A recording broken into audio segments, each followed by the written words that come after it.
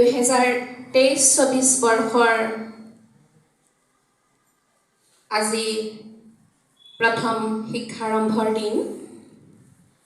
কালি যি বিদ্যাৰম্ভ হৈছিল নাম প্ৰসংগেৰে আৰু নৱাগত ছাত্ৰ ছাত্ৰীসকলৰ উপস্থিতিত সেইখিনি সম্পন্ন কৰা হৈছিল। আজি আমাৰ নতুনকৈ পাঠদান হ'ব, গতিকে সমূহ ছাত্ৰ ছাত্ৰীলৈ শুভেচ্ছা জনাইছোঁ। আমি আজি নিমন্ত্ৰণ কৰি আনিছোঁ আমাৰ নিকেতনৰে নিচেই ওচৰৰ নন্দনপুৰৰ শ্ৰীযুত দিগন্ত কাকতিদেৱ। তেখেত মনোহাৰী দেৱী কানৈ যি বিজ্ঞান মহাবিদ্যালয় আছে, সেই মহাবিদ্যালয়ৰ অনুৰোধ জনাইছোঁ। বন্তি প্ৰজ্বলনত সহায় কৰিব নিজৰা আচাৰ্যই। আগবঢ়াই আনিবলৈ জয়ন্তী আচাৰ্যক অনুৰোধ জনাইছোঁ।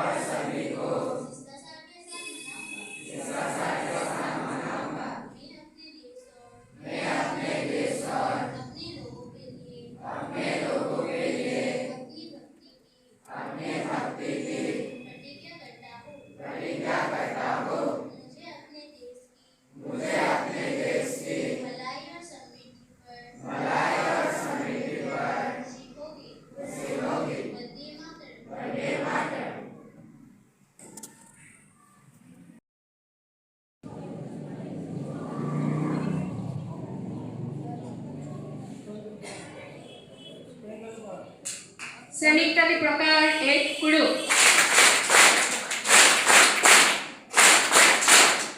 তেখেতক মৰমৰ চিন স্বৰূপে আমি সামান্য উপহাৰ আগবঢ়াইছো আৰু আমাৰ ছাত্ৰ ছাত্ৰীসকলক উদ্দেশ্যি ব্যথাৰ আশীৰ্বাদ সূচক বক্তব্য ৰাখিবৰ বাবে অনুৰোধ জনাইছো লগতে সুস্মিতা আচাৰ্য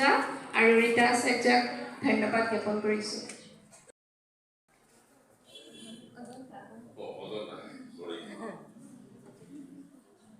এই স্কুলৰ প্ৰধান আচাৰ্য মহোদয়া আৰু এই স্কুলৰ আচাৰ্যসকল আৰু মোৰ মৰমৰ ছাত্ৰ ছাত্ৰীসকল আৰু তোমালোকে যিটো প্ৰাৰ্থনা কৰা মই প্ৰায় শুনি থাকোঁ মোৰ পৰিচয়টো হ'ল মোৰ নাম দিগন্ত কাকতি আৰু মই মনোহাৰী দেৱী মহিলা মহাবিদ্যালয়ত প্ৰায় 30 বছৰ অংক বিষয়ৰ শিক্ষকতা কৰিছিলোঁ কৰি পেলাই এই যোৱা বছৰ 31 জানুৱাৰীত মই অৱসৰ গ্ৰহণ কৰিলোঁ এই 30 বছৰত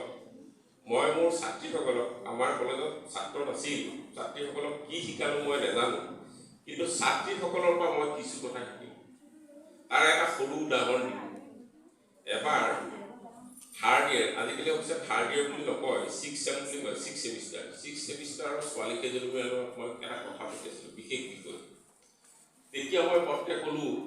যে কিবা এটা সংখ্যাত দেশত ঘূৰিম তেতিয়া এগৰাকী ছাত্ৰীয়ে মোক ক'লে যে ছাৰ সকলোৱেতো দেশত ঘূৰি তো মই ক'লোঁ কেনেকৈ দেশত ঘূৰি সংজ্ঞা কি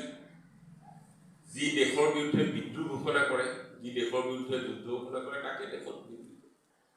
তেতিয়া সেই ছাত্ৰীগৰাকীয়ে ক'লে নহয় ছাৰ ৰাস্তাইদি গাড়ী চলাই যাওঁতে এই বখৰ ৰ'দত ৰাস্তাত আলকেটেলা দি থকা সাধাৰণ মানুহকেইজনৰ কাৰণে যাৰ এবাৰো মনত নপৰে সেই মানুহটোৱে দেখোন তেতিয়া আমাৰ কলেজখনৰ ভৱনটো ডাঙৰ প্ৰায় 5 মহলীয়া আকৌ ছোৱালীজনী ক'লে যে এই বিশাল ভৱনটো বনোৱা মানুহকেইটা জুপুৰিত থাকে যাৰ এবাৰো মনত নপৰে সেই মানুহবোৰেই দেখোন তেতিয়া আৰু মোৰ ভাষা নাই মই ক'লোঁ তোমাৰ কথাটো প্ৰায় 100% সঁচা গতিকে আজিৰ ল'ৰা ছোৱালীবিলাকৰ চিন্তাধাৰাটো অলপ বেলেগ ধৰণৰ আমাৰ দিনত হয়তো এনেকুৱা স্কুল নাছিল য'ত আমাক ঠিক এই নিচিনা সংস্কৃত আমি শিকিব পৰা সুবিধাও তেনেকুৱা নাছিল গতিকে আজিৰ ছাত্ৰ ছাত্ৰীয়ে বহুতখিনি সুবিধাও পাইছে সংস্কৃতো জানে হয়তো ইংৰাজীও জানে মই নিজেই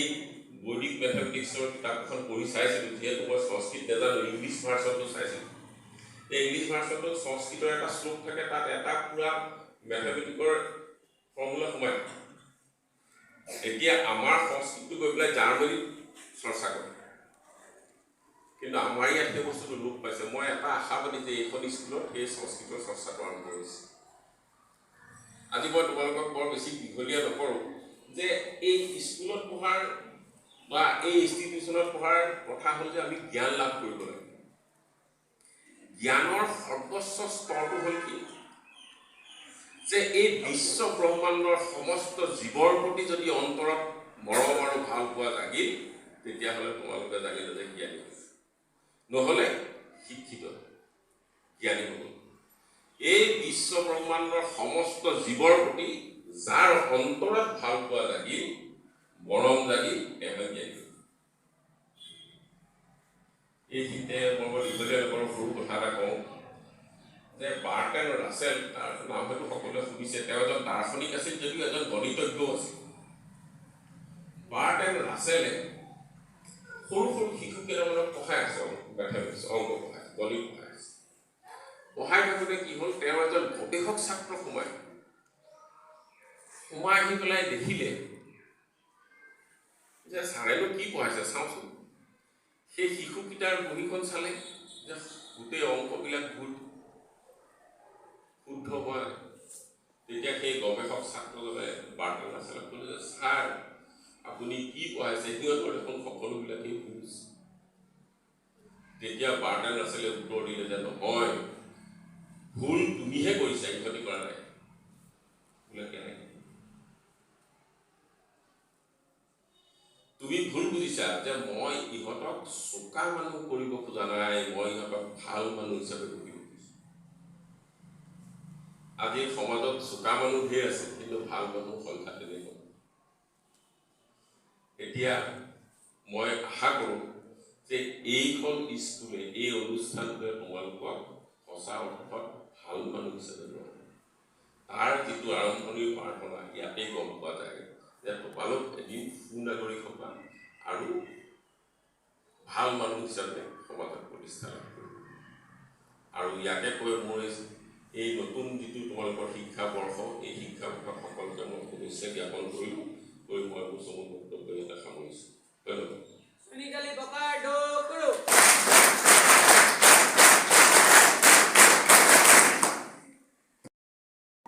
আমি